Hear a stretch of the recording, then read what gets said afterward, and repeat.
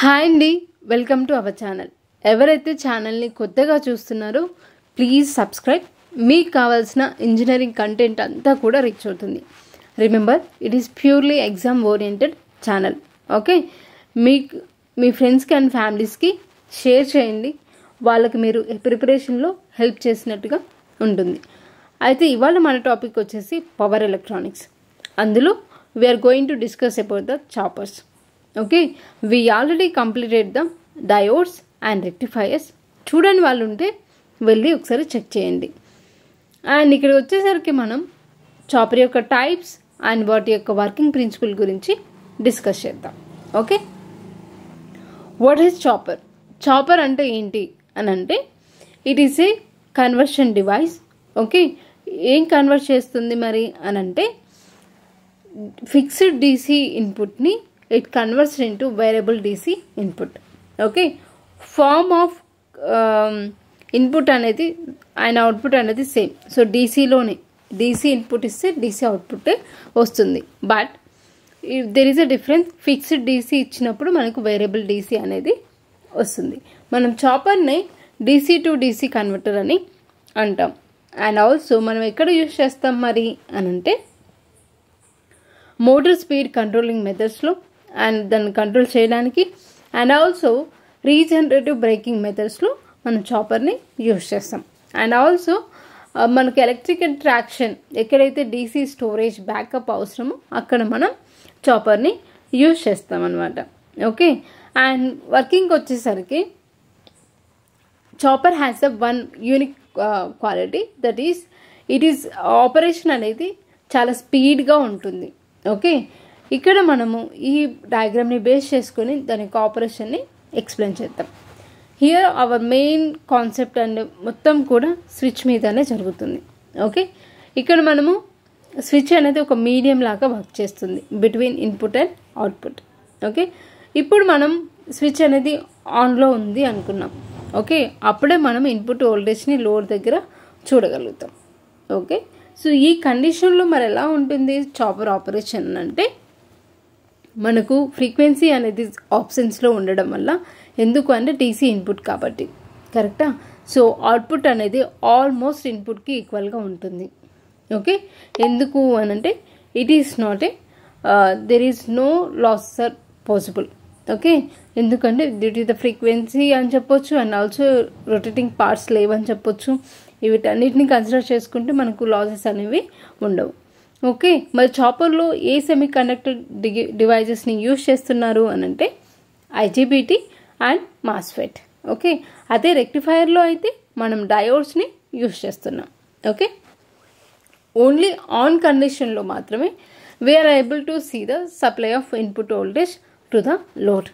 Okay, మరి off కండిషన్లో ఏమవుతుంది అంటే, మనం ఈ డయాగ్రామ్ చూసినట్లయితే ఆఫ్లో మనకి స్విచ్ అనేది ఓపెన్ ఉంటుంది, కరెక్టా? There is no connection between the input and output. So మరి అవుట్పుట్ వోల్టేజ్ ఎంత అని చెప్పొచ్చు, మనం 0 అని చెప్పొచ్చు. ఎందుకంటే మనకి ఇన్పుట్ నుంచి ఎలాంటి సిగ్నల్ అనేది రావట్లేదు, అండ్ ఇన్పుట్ అనేది ఏమీ లోడ్కి రీచ్ అవ్వట్లేదు. ఓకే, మరి ఇప్పుడు మనం వేవ్ ఫార్మ్స్ చూద్దాం.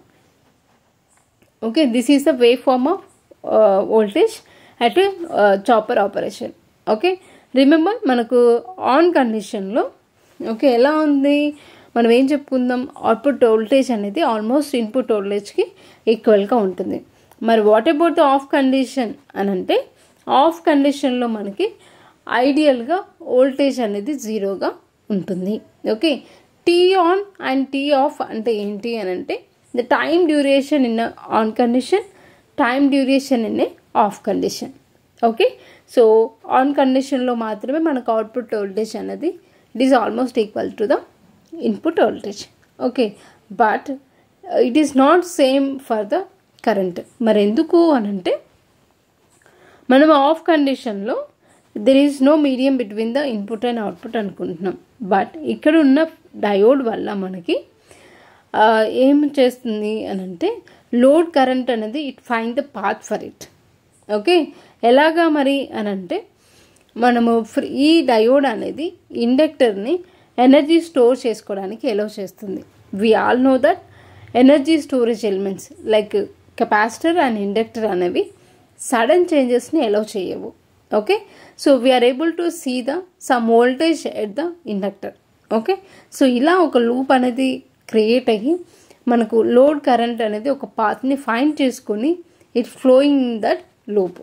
ఓకే, సో ఇలా మనకు ఆన్ కండిషన్లో ఎలా అయితే కరెంట్ అనేది పాసిబుల్ అవుతుందో ఆఫ్ కండిషన్లో కూడా పాసిబుల్ అవుతుంది.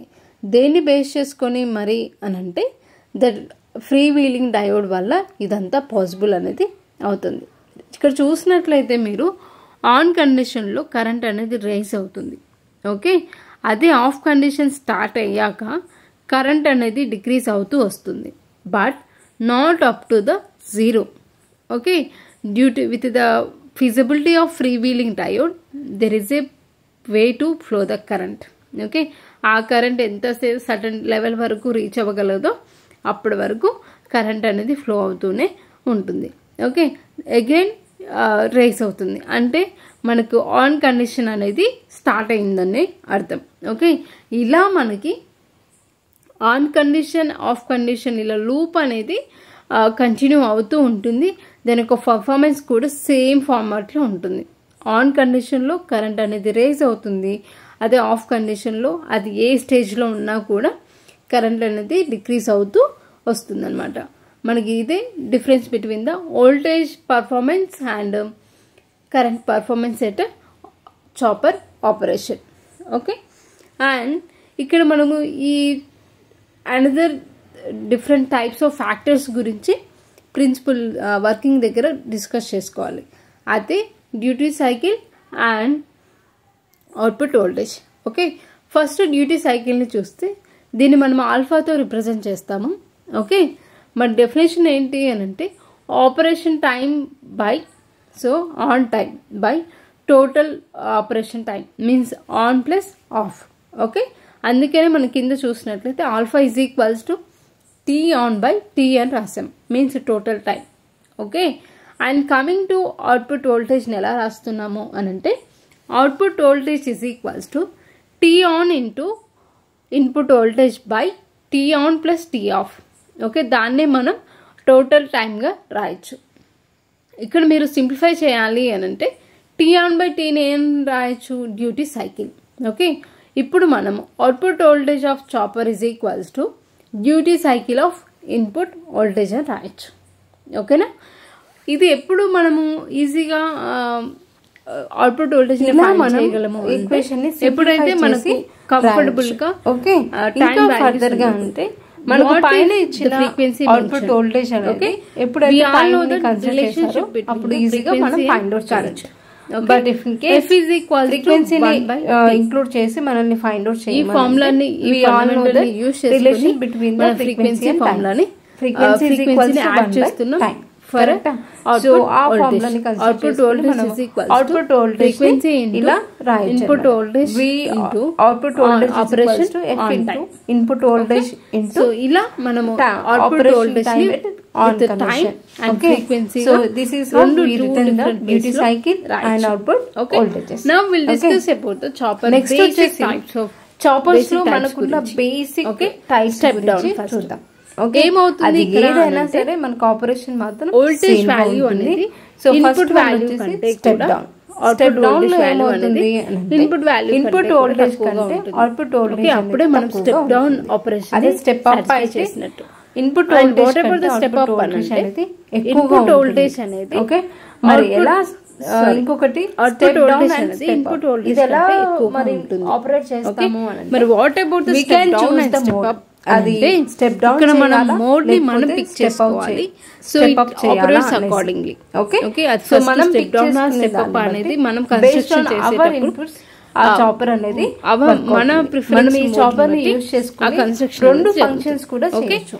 First step down and also step up. These are the basic types available in a chopper. Another different types of choppers kuda unnai, based on the these are the basic characteristics available in a we have the further different types of the step ups and step down and classes wise the types. Next వచ్చేసి these are the another types of choppers. Okay, based on their operations and capabilities మనకు basic మనం type A, type B, type C, type D and C అంటారు. Consider ఈ two మాత్రమే different. First one వచ్చేసి step down chopper.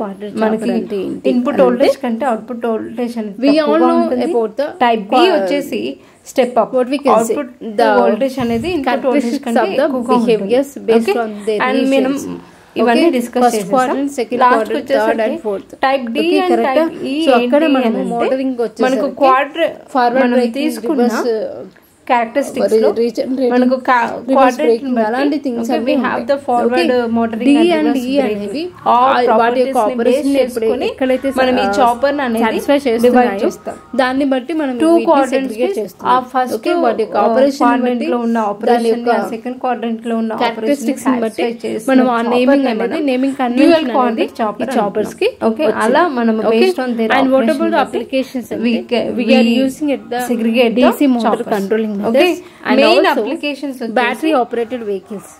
Okay మనము battery చూస్తే అక్కడ store అయ్యేదంతా battery format లోనే అవుతుంది. Okay storage SMPS okay and rally course and electrical fraction ఇక్కడ మన చాపర్స్ ని నీడ్ ఆఫ్ బ్యాకప్ ఫ్రాక్షన్స్ ఎందుకంటే ఇక్కడ మనకు స్టోరేజ్ అనేది బ్యాకప్ అనేది so this is all about the choppers.